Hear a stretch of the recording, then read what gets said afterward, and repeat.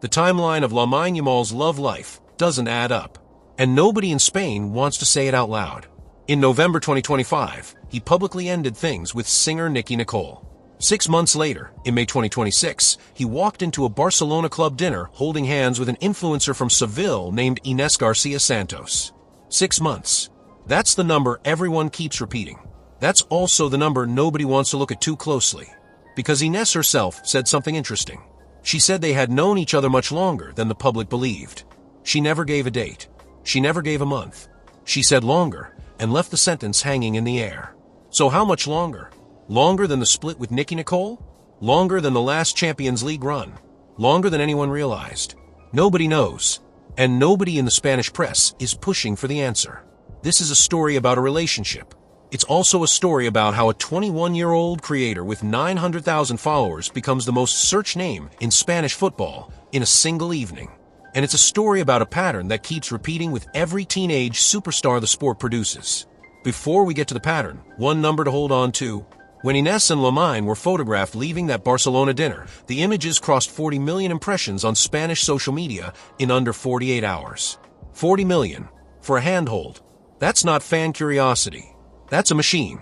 And the machine has questions the couple hasn't answered. Some of those questions are unfair. We'll get to those. Some of them aren't. We'll get to those too. But the first thing that has to happen is a clean read of the calendar. Because the story most fans have absorbed is the soft version. The one Inés herself helped shape when she went online to correct the wilder rumors. The airport meet-cute. The dropped papers. The stranger at the checkout. She laughed at all of those and said the real answer was boring. They met on Instagram. Fine. That part is probably true. Everyone that age meets on Instagram. The problem isn't how they met. The problem is when. Because if you line up what she said with what he said with what the paparazzi caught, 3 separate versions of the same 6 months start pointing at 3 different rooms. And once you see the gap, you can't unsee it. Here's the clean calendar. No spin, no fan theories, just what's actually on the record. November 2025. Lamine confirms in an interview that he and Nicki Nicole are no longer together. He also, unprompted, denies that infidelity was involved. That denial is important. Nobody had publicly accused him yet. He denied it anyway. Spring 2026. Videos start circulating from a trip to Greece. 2 figures walking on a beach. Camera angles that suggest a phone lens through a hotel window.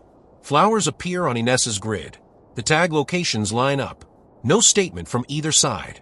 May 2026. The Barcelona end-of-season dinner. They arrive together. They pose separately at the club backdrop. They leave together and get photographed holding hands on the way to the car. That is the moment the relationship becomes official, not through a post, not through a caption, but through a walk to a parking garage. That's the paper trail. 3 points on a line. November, spring, May. Now overlay what Inés said afterward. She said the relationship developed gradually. She said they talked for a long time before meeting in person. She said the public found out much later than the beginning actually was. If you take her words seriously, the beginning wasn't May. It wasn't Greece. It was earlier. She won't say how much earlier. Nobody has pushed her to. And then there's what Lamine said, which is almost nothing. He dedicated his first World Cup goal to his mother, his girlfriend, his friends, and his neighborhood. No name, no date, no context, just girlfriend, singular, present tense. For a player who talks to cameras every 3 days, that silence is a choice. Compare that to how he handled the Nicki Nicole split. He went on the record. He clarified. He denied the cheating rumor before anyone accused him. On the new relationship, the strategy flipped completely. Say nothing. Let the paparazzi carry it. Let Inés do the soft launch on her own grid. 2 relationships, 2 totally different playbooks, 6 months apart. That's not neutral. That's managed. And once you notice the management, the next question builds itself. Why does this one need to be managed at all? To answer that, you have to stack the sources. Not one journalist. Not one fan account. 5 or 6 voices, all pointing in the same general direction. Spanish outlet Marca ran a timeline piece in June 2026 that placed the couple's first private meetings in early 2026, before the Greek trip. They cited people close to Inés's circle in Seville. No name attached. Standard practice for that kind of piece. El Español went further and mentioned that mutual friends in Barcelona's music and modeling scenes had been aware of the connection since late winter 2026. Again, no direct quotes, but consistent with what Marca reported. The Argentine press, which follows Nicki Nicole closely, framed it differently. Their read was that Nicki had suspected the relationship was over emotionally before the November announcement made it official. That's not the same as saying Lamine was with Inés at the time. It's saying the split had a runway. Then Inés herself, in a podcast appearance, said the phrase that everyone quoted and nobody analyzed.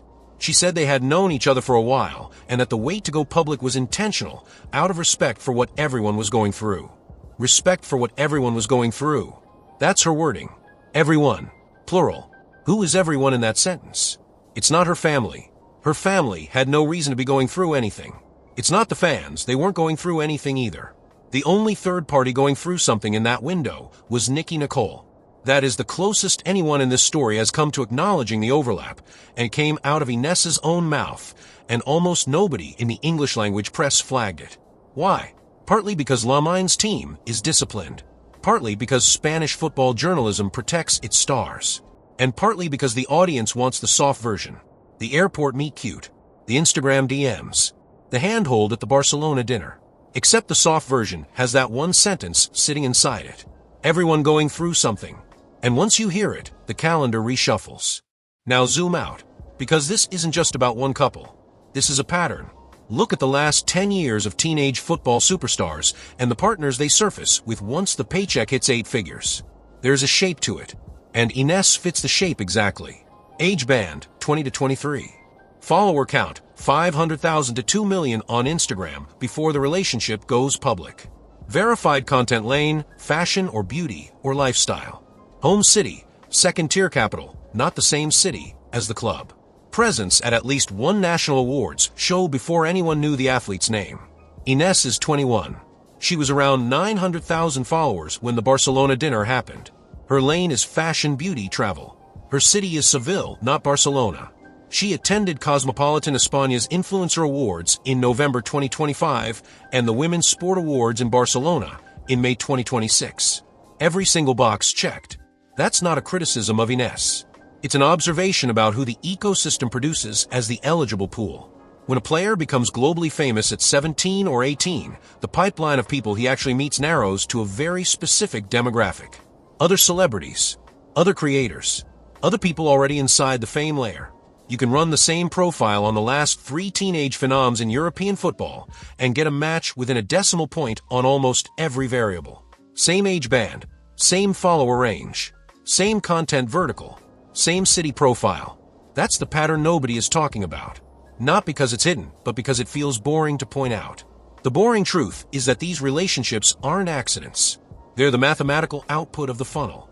And the funnel has a side effect. Every young partner who enters it inherits an audience of 10 million strangers overnight. Some handle it, some crack, some monetize it before the relationship even settles. The variable that predicts which one happens is almost never romantic. It's operational. It's whether the partner already has a team, a manager, a brand deal pipeline, a publicist. Inés has all of those. That's why the launch was clean. That's also why the launch was managed. Which loops us back to the beginning. Who exactly was managing what and starting when? Let's be fair, because this is where the video would lose credibility if it stayed one note. There's no verified proof, none, that Lamine and Inés were together while he was still with Nicki Nicole. Everything laid out so far is circumstantial. A vague quote here, a journalistic source there, a gap in the calendar. None of it individually proves anything. Stacked together, it raises a question. It doesn't answer one, and it's worth saying plainly. The scrutiny that lands on young women who date athletes is not neutral. It's sharper, meaner, and more invasive than what lands on the athletes themselves. Inés has been asked to explain her own timeline in a way Lamine has never been asked to explain his. That imbalance is real, and pretending it isn't would be dishonest. Inés also has a career that predates this relationship by years. She was booking brand work in Seville when Lamine was still training with Barcelona's youth academy. She built her audience through consistent content, not through proximity to a footballer. Reducing her to the girlfriend erases the actual work she put in to get to 900,000 followers on her own. Her attendance at the Women's Sport Awards in May 2026 came with a nomination attached to her own creator category, not as a +1. That distinction matters. Most partners of famous athletes never earn an invite in their own right. She did. The Justin Bieber joke, the fear of flying, she publicly admits to, the trips with Lamine's brother, the mother-in-law dinners. These are the details of a real relationship, not a media stunt. If it were purely a launch, none of that texture would be there. So the honest read is that both things can be true at once. The relationship is real, and the timeline still has a hole in it. Those two statements don't cancel each other out. Together, they describe the actual situation. The question isn't whether Inés is genuine. She probably is. The question is whether the story the public has been given is the whole one. And the reason that question matters isn't Lamine, and it isn't Inés. It's what happens next. Because when a football federation, a club, and a player's inner circle all decide together that the beginning of a relationship is nobody's business, they set a precedent. The precedent is that the timeline of a public figure's personal life is a controlled release. Not a fact, a release. Every fan learns to accept the release as the truth. And every subsequent generation of teenage superstars gets the same playbook. Silence, then paparazzi, then handhold, then dinner. In that order. On that schedule. That's not a scandal. It's not even a story most people would consider news. But it's a shift in how football's biggest stars manage the softest, most human parts of their lives. And once you notice the shift, you start seeing it in every profile piece, every launch, every soft rollout. Lamine Yamal is 18 years old. He is playing in a World Cup, dating an influencer, dedicating goals to her from a global stage, and doing all of it while the exact starting date of that relationship remains a small, deliberate blank on his public record. Maybe the blank is nothing. Maybe he and Inés simply protected their beginning, because everyone protects their beginning. That would be the generous reading. Or maybe the blank is exactly the length of the overlap Inés hinted at when she said everyone was going through something. That will be the less generous reading. Both readings are still on the table. Neither has been ruled out. And the Spanish press, for whatever reason, isn't in a hurry to close the case. So here's the question that goes back to you. Do you think the timeline holds up? Or do you think the two of them started earlier than the public version says, and Nicki Nicole was the one paying for it in silence? Drop your read in the comments. Not the soft take, the honest one.